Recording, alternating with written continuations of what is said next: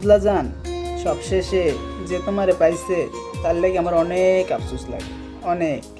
কারণ ওই মানুষটা জানে না যে তোমারে হারাই ফেললে বুকের ভেতরে কীরকম লাগে।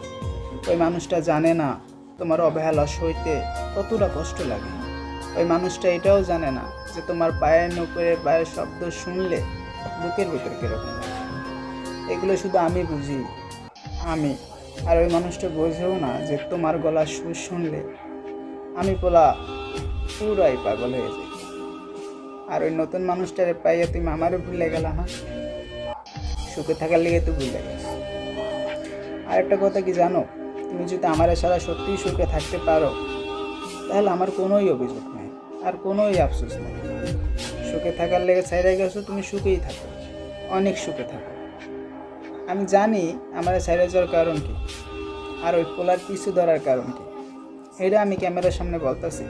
শুধু বলতেছি, ভালোবাসার মানুষ যেহেতু তুমি আমার, তোমার ভালো হইলে আমি অবশ্যই খুশি হব। তোমার কোনো সময় অভিশাপ দিতে পারবো না, কারণ মন থেকে ভালোবাসছিলাম তো। লাস্টে একটাই কথা কই, কত মানুষ মুখের উপর কত কিছু বলে, আর আমি বলতে গেলেই ভাবি যে মানুষটা কষ্ট পাবে না তো। বাস এটুকুই। ভালো থাকো।